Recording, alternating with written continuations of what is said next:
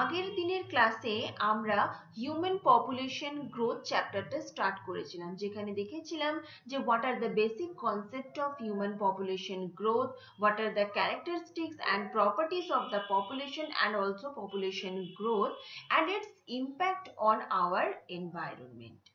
আজকে আমরা human population গ্রোথের সেকেন্ড পার্ট স্টার্ট করব, যেখানে আমরা আলোচনা করব বা যেখানে আমরা ডিসকাস করব যে what are the basic concept of the human population explosion, what are the causes and effect and impact of the human population growth on our environment, and what are the basic concept of the family welfare program.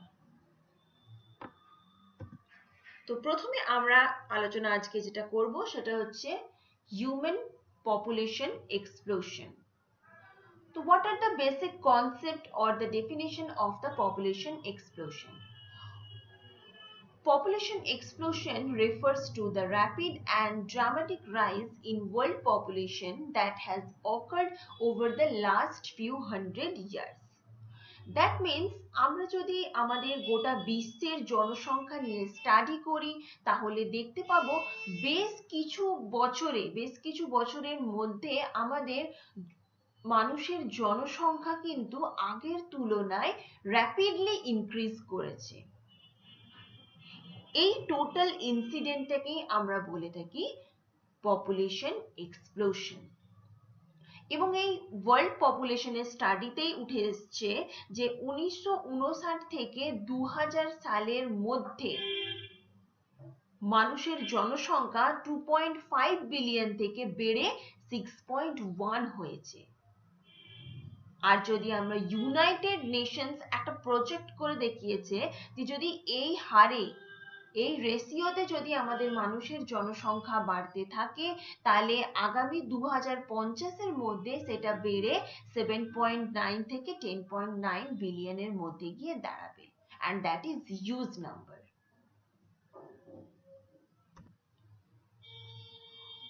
এই population explosion, এই যে ইনসিডেন্টটা আমরা পড়লাম, যে এই যে বিষয়টা আমরা জানলাম, সেটা কিন্তু আমাদের গোটা বিশ্বের মধ্যে একটা কান্ট্রি ইন্ডিয়া বা ভারতবর্ষের মধ্যেও এটা কিন্তু একটা সমস্যার কারণ হয়ে দাঁড়িয়েছে।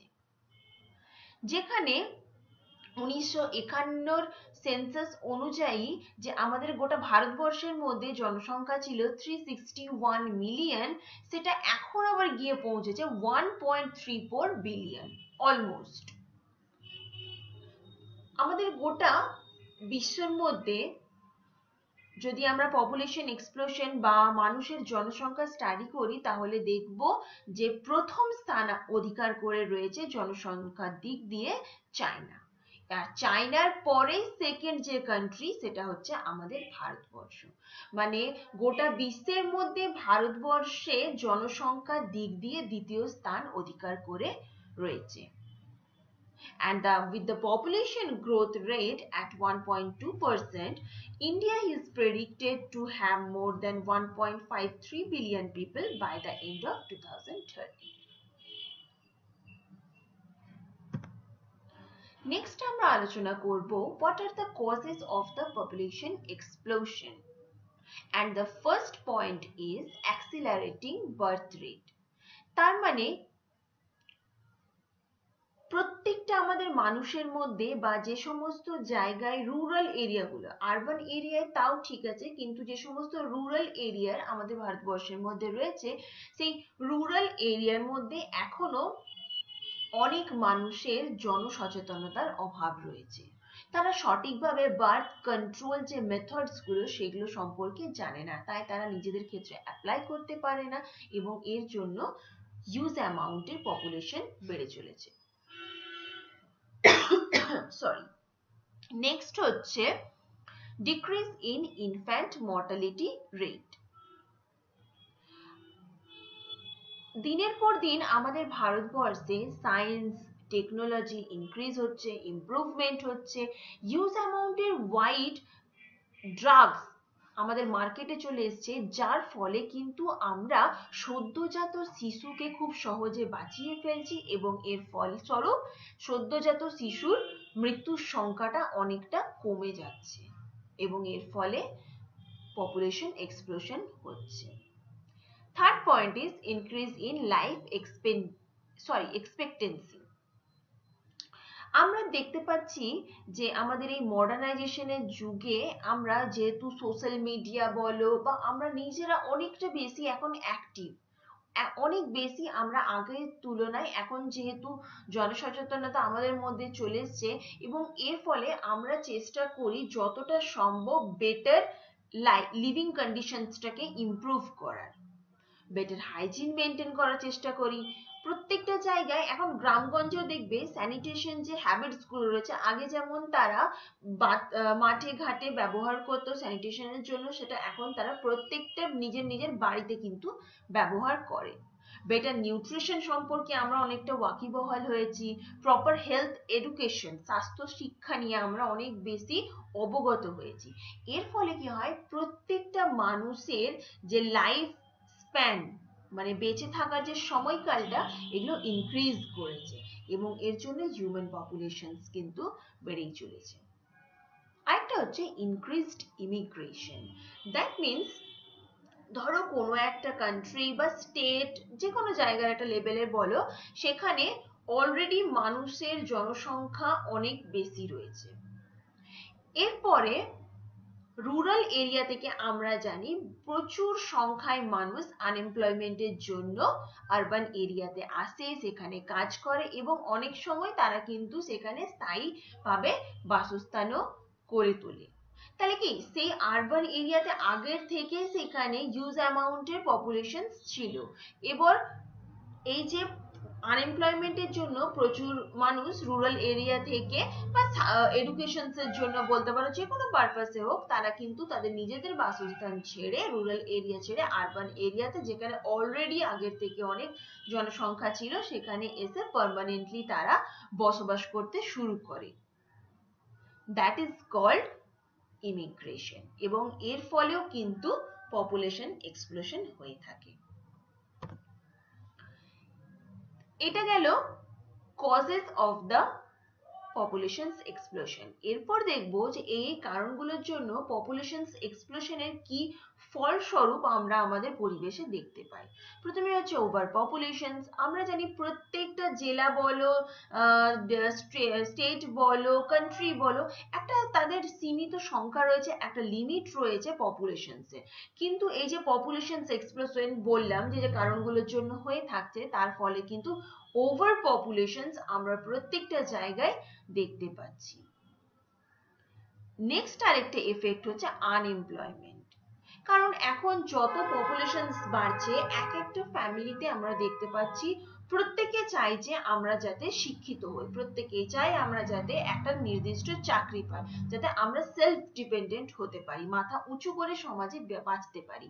এবং সেই জন্য প্রত্যেকটা মানুষ যখন এক একটা ফ্যামিলি চাইছে যে তারা যাতে আনএমপ্লয়মেন্ট ছেড়ে যাতে একটা প্রপার সার্ভিস কি প্রপার বিজনেস যাতে তারা করতে পারে, সেই জন্য প্রচুর মানুষের মধ্যে কিন্তু আনএমপ্লয়মেন্টের সম্ভাবনাটা বেড়ে চলেছে।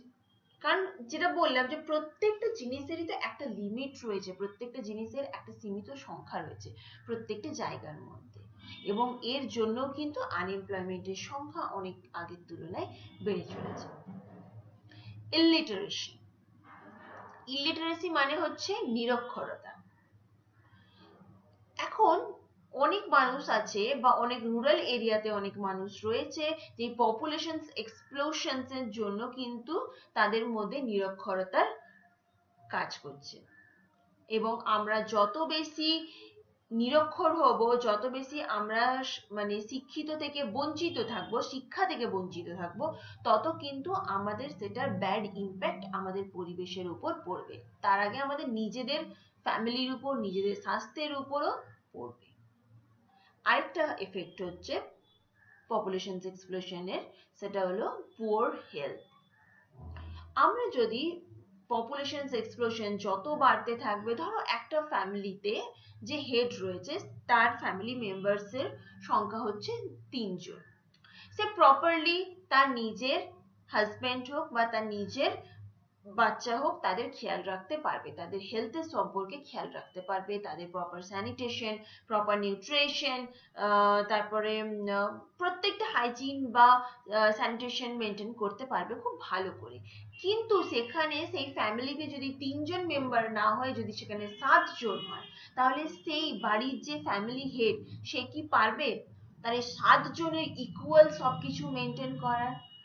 এর ফলে কি হবে, প্রত্যেকটা মানুষের ফ্যামিলি মেম্বার্সের পুয়ার হেলথের সম্ভাবনা দেখা দেবে। নেক্সট হচ্ছে how population explosion effect the environment. তার মধ্যে প্রথমে হচ্ছে জেনারেশন অফ ওয়েস্ট। আমাদের পরিবেশের মধ্যে যত জনসংখ্যা বাড়তে থাকবে তত বেশি হাউস হোল্ড, কমার্শিয়াল ইন্ডাস্ট্রির সংখ্যাও বাড়তে থাকবে, আর যত বেশি এই ক্যাটাগরির সংখ্যা বাড়তে থাকবে তত বেশি সেখান থেকে উৎপন্ন ওয়েস্টের সংখ্যা বা ওয়েস্টের পরিমাণও বাড়তে থাকবে। Next, air pollution. আমরা জানি যে পপুলেশনস বা হিউম্যানরা কি করে, অক্সিজেন গ্রহণ করে, কার্বন ডাইঅক্সাইড ত্যাগ করে, এবং এই কার্বন ডাইঅক্সাইড যত বেশি ত্যাগ করছে, যত জনসংখ্যা বাড়ছে, তত কার্বন ডাইঅক্সাইডের পরিমাণ বাতাসের মধ্যে আরো বেশি ইনক্রিজ করতে থাকছে। আর আমরা জানি যে carbon dioxide is a green house gas, যেটা কিনা আমাদের এনভায়রনমেন্টের মধ্যে অনেকখানি ক্ষতিকর প্রভাব ফেলে, টেম্পারেচার বাড়িয়ে দেয়, আরো এক্সেট্রা অনেক কিছু রয়েছে, যেটা তোমাদেরকে এয়ার পলিউশনে আমি এর আগেও পড়িয়েছি।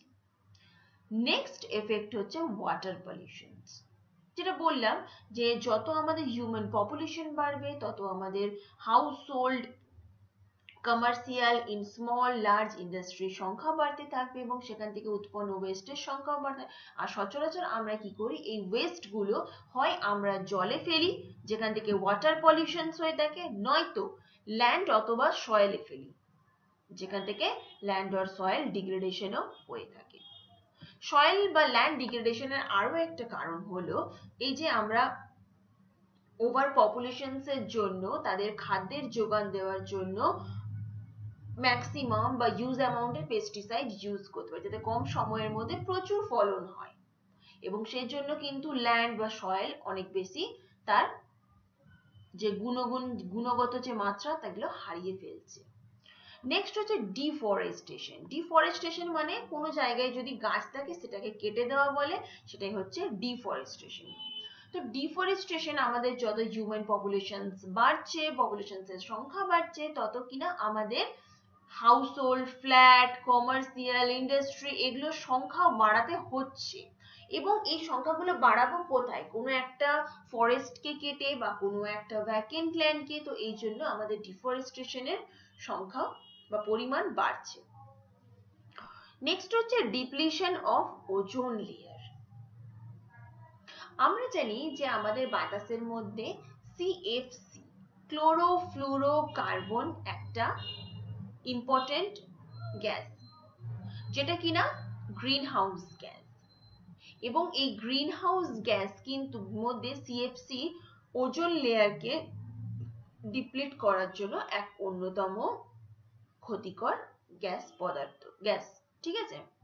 তো এই CFCর জন্য কি হয় যে আমাদের ওজোন লেয়ার পাতলা হতে থাকে, কারণ পপুলেশন এক্সপ্লোশনের জন্য আমাদের বাতাসের মধ্যে CFCর পরিমাণ বাড়ছে, আর CFCর জন্য আমাদের স্ট্র্যাটোস্ফিয়ারে যে ওজোন লেয়ারটা রয়েছে সেটা ক্রমশ পাতলা হতে থাকছে, এবং এর ফলে কি হয়, যত বেশি পাতলা হবে সূর্য থেকে আগত সূর্য রশ্মি আমাদের ট্রপোস্ফিয়ারে যেখানে আমরা বসবাস করি সেখানে আমাদের উপর এসে পড়বে। আর আমরা জানি যে ইউভি রে ক্ষতিকর প্রভাব আমাদের শরীরের উপর কতখানি, স্কিন ক্যান্সার, চোখের থেকে শুরু করে সমস্ত কিছু আমাদের ক্ষতি করে থাকে।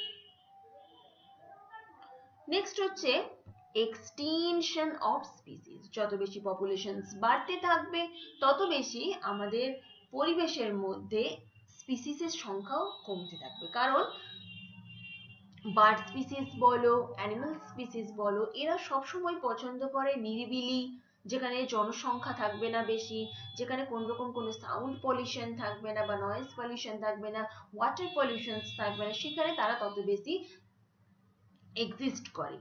কিন্তু পপুলেশন এক্সপ্লোশনের জন্য আমাদের নয়েজ, সয়েল, ওয়াটার, এয়ার সবই পলিউশনসের মাত্রা আগের তুলনায় অনেক বেড়ে চলেছে। এর ফলে কি হয়, পরিবেশের মধ্যে স্পিসিসরাও এক্সটিংক্ট করছে, সেটা বার্ড স্পিসিস হোক, অ্যানিমাল স্পিসিস হোক, ফিশ স্পিসিস হোক, যে কোনো ধরনের স্পিসিস এক্সটিংক্ট করে চলেছে।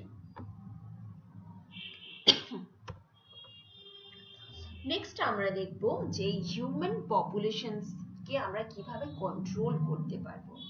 কিছু যদি আমরা সোশ্যাল স্টেপস নিই, সোশ্যাল মেজার্স অ্যাপ্লাই করি আমাদের রুরাল প্লাস আরবান এরিয়াতে, তাহলে আমরা পপুলেশন এক্সপ্লোশনকে কন্ট্রোল করতে পারবো। যেমন হচ্ছে যে মেয়েদের যখন বিয়ে হবে, মেয়ে বা ছেলেদের দুজনেরই যখন বিয়ে হবে, তাদের একটা নির্দিষ্ট বয়স সীমা নির্ধারিত করা উচিত। আমাদের পরিবেশের এই পুরুষতান্ত্রিক সমাজে মহিলাদেরও কিন্তু সঠিক পরিমাণে একটা স্ট্যাটাস বা সঠিক পরিমাণে তাদের একটা মর্যাদা দিতে হবে। প্রত্যেকটা মানুষকে শিক্ষিত হতে হবে, তাদের মধ্যে মানে সাক্ষরতার পরিমাণ বাড়াতে হবে রুরাল এরিয়ার মধ্যে, মানে সোশ্যালকে, সমাজকে দেখার যে দৃষ্টিভঙ্গি সেগুলোকে চেঞ্জ করতে হবে, কিছু সোশ্যাল স্টেপস নিতে হবে, সিকিউরিটি নিতে হবে। These are all about social measures for the control of the population explosion. Next কিছু ইকোনমিক্যাল স্টেপস নিতে হবে, যেমন হচ্ছে আমি বললাম যে রুরাল এরিয়া থেকে বেশ কিছু মানুষ এমপ্লয়মেন্টের জন্য আরবান এরিয়াতে আসে, তার মানে আরবান এরিয়াতে এমপ্লয়মেন্টের অপরচুনিটি আরো অনেক বাড়াতে হবে। আমাদের পরিবেশের মধ্যে বা আমাদের ভারতবর্ষের মধ্যে এগ্রিকালচার, স্মল লার্জ ইন্ডাস্ট্রি আরো অনেক বেশি উন্নত করতে হবে, তাদের সংখ্যায় বাড়াতে হবে, মানে গুণগত মান এবং সংখ্যাগত মান দুই দিক থেকে তাদের বাড়াতে হবে। এবং আমরা মানুষরা আমাদের যে বসবাস করার যে লিভিং কন্ডিশনস বা স্ট্যাটাস, সেটাকে আরো অনেক বেশি ইমপ্রুভ করতে হবে। আরো কিছু আদার্স মেজার্স আমরা নিতে পারি পপুলেশন এক্সপ্লোশনকে কন্ট্রোল করার জন্য, যেটা হচ্ছে যে সঠিক সময়ে বিয়ে, যেটা বললাম, বা লেট ম্যারেজ, বা নিজেকে কন্ট্রোল করার যে ক্ষমতা, সেলফ কন্ট্রোল, সেই পাওয়ার, সেই এবিলিটিটা আরো অনেক বেশি ইনক্রিজ করতে হবে। প্রপার ফ্যামিলি প্ল্যানিং করতে হবে, প্রপার বার্থ কন্ট্রোল মেথডস গুলোকে অ্যাপ্লাই করে মানুষের মধ্যে জনসচেতনতা বাড়াতে হবে, রুরাল এরিয়া থেকে এনে মানুষকে আরবান এরিয়াতে আনতে হবে, তাদের মধ্যে সাক্ষরতার পরিমাণ বাড়াতে হবে, তাদের মধ্যে জনসচেতনতার পরিমাণ বাড়াতে হবে। মহিলারা, যেখানে দেখা যায় পুরুষদের তুলনায় মহিলাদের মধ্যে নিরক্ষরতার পরিমাণ বেশি, সেখানে মহিলাদেরকেও সমানভাবে স্বাক্ষর করে তুলতে হবে। এই কয়েকটা স্টেপস যদি আমরা বা মেজার্স যদি আমরা ব্যবহার করি, তাহলে হিউম্যান পপুলেশন এক্সপ্লোশনকে পরিবেশের মধ্যে আমরা কন্ট্রোল করতে পারবো। নেক্সট আমরা দেখে নেব আরেকটা টপিক, যেটা বললাম যে family welfare programme. Family welfare programme হচ্ছে, এই যে বললাম মহিলা বা পুরুষ তাদের মধ্যে লিটারেসি বা সাক্ষরতার পরিমাণ বাড়িয়ে, প্রপার সচেতনতা বাড়িয়ে, প্রপার লিভিং কন্ডিশনস বাড়িয়ে, তারা বা প্রপার বার্থ কন্ট্রোল মেথডস গুলোকে অ্যাপ্লাই করে তারা যদি ফ্যামিলি তৈরি করে বা ফ্যামিলি প্ল্যান করে বা নিজেদের ফ্যামিলিটাকে সুস্বাস্থ্য করে তোলে, তাহলেই সেটাকেই আমরা বলে থাকি ফ্যামিলি ওয়েলফেয়ার প্রোগ্রাম। এই যে ফ্যামিলি ওয়েলফেয়ার প্রোগ্রাম, এই কনসেপ্টটা প্রথম স্টার্ট হয়েছিল 1951-এ, যেটা কিনা 1977-এ গভর্নমেন্ট অফ ইন্ডিয়া রিডিজাইন করেছিল এবং তার নাম রেখেছিল ন্যাশনাল ফ্যামিলি প্ল্যানিং প্রোগ্রাম। পরে সেটা আবার ministry of health and family planning to ministry of health and family ওয়েলফেয়ারের আন্ডারে যায় এবং সেখান থেকে আরো বেশি অনেক প্ল্যানিং করতে থাকে, ডেভেলপ করতে থাকে, ইমপ্রুভ করতে থাকে।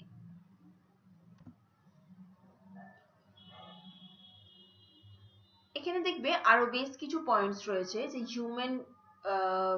ফ্যামিলি ওয়েলফেয়ার প্রোগ্রামস নিয়ে, যেগুলো আরো বেসিক ডিটেলস একটু ডেসক্রাইব করা রয়েছে, যে কি কি গভর্নমেন্ট প্ল্যান করেছে, কোনটা 5 year plan, 4 year plan, 7th year plan, এরকম বেশ কিছু পয়েন্টস এখানে রয়েছে। এখানে একবার তোমরা এগুলো স্টাডি করে নেবে।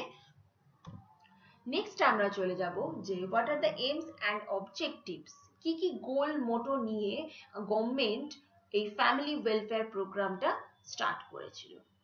প্রথমে হচ্ছে যে যাতে কিনা আমরা যদি ফ্যামিলি ওয়েলফেয়ার প্রোগ্রাম এই ব্যাপারটা সম্পর্কে আমরা যদি অবগত হই, তাহলেই কিন্তু আমরা একটা স্মল ফ্যামিলি রিক্রিয়েট করতে পারবো।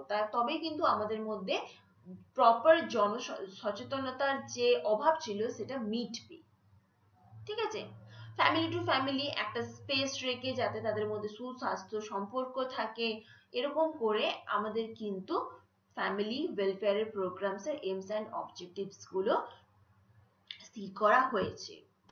আরো কিছু রয়েছে, যেমন হচ্ছে প্রত্যেকটা মানুষের মধ্যে জনসচেতনতার যে অভাব সেটাকে মিটিয়ে তাদেরকে স্বাক্ষর করে তুলতে হবে, ইলিটারেসির পরিমাণ যতটা সম্ভব কমাতে হবে, রুরাল এরিয়া থেকে মানুষদেরকে এনে আরবান এরিয়াতে আনতে হবে এমপ্লয়মেন্টের জন্য, প্রপার এডুকেশনস এর জন্য, প্রপার লিভিং কন্ডিশনস এর জন্য, এবং যারা রুরাল এরিয়াতে থাকবে তারা যাতে প্রপার স্যানিটেশন মেথডস, তারপরে প্রপার হেলথ, পুয়ার হেলথ থেকে বেরিয়ে তারা যাতে ম্যালনিউট্রিশনে না ভোগে, প্রপার নিউট্রিশন প্রপার্টিস গুলো তারা যাতে মেনটেন করে, এগুলো সমস্ত কিছুর জন্য আমাদের family welfare programme government registered করেছে এবং আমাদের ভারতবর্ষে সেটা ইমপ্লিমেন্টও করেছে।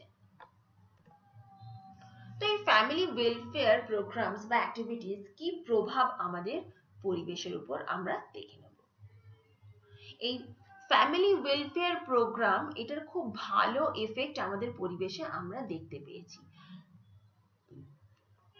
এর ফলে কি হয়েছে, একটা ছোট ছোট ফ্যামিলি তৈরি হয়েছে। একটা ফ্যামিলির মধ্যে ম্যাক্সিমাম হয়তো মিনিমাম 3 জন, ম্যাক্সিমাম 4 জন কি 5 জন, খুব বেশি হলে সেখানে রয়েছে 90% ওমেন এবং 99% মেন, যেটা কিনা এজ গ্রুপটা হচ্ছে 15 থেকে 49, 49। তাদের মধ্যে একটা ভালো স্বচ্ছ ধারণা হয়েছে ফ্যামিলি প্ল্যানিং সম্পর্কে, বার্থ কন্ট্রোল যে মেথডস গুলো সম্পর্কে একটা অ্যাওয়ারনেস ক্রিয়েট হয়েছে। অ্যাডোলেসেন্ট যে রয়েছে, যারা হচ্ছে কিনা ওই 15 থেকে 20 কি 15 থেকে 25 বছরের মধ্যে, তাদের মধ্যে একটা গুড কনসেপ্ট তৈরি হয়েছে। এবং এই গুড কনসেপ্ট তৈরি হওয়ার জন্য বার্থ কন্ট্রোল মেথডস গুলো প্রপারলি নলেজের জন্য কিন্তু প্রত্যেকটা মানুষ ফ্যামিলি প্ল্যান করতে পারছে সঠিকভাবে, এবং এর ফলেও কিন্তু আমাদের একটা সুস্বাস্থ্য পরিবেশ আমরা তৈরি করতে পারছি। এবং সুস্বাস্থ্য পরিবেশের সাথে আমরা সুস্বাস্থ্য একটা ভারতবর্ষ তৈরি করতে পারছি এবং একটা সুস্থ পৃথিবী আমরা তৈরি করতে পারবো, যদি আমরা এরকম ভাবে প্রপারলি স্টেপস গুলো মেনটেন করে ফ্যামিলি ওয়েলফেয়ার বা ফ্যামিলি প্ল্যানিং করে থাকি। তাহলে আজকে এখান পর্যন্তই থাক। যদি কোনো জায়গা বুঝতে অসুবিধা হয় তাহলে মেসেজ করে জানাবে।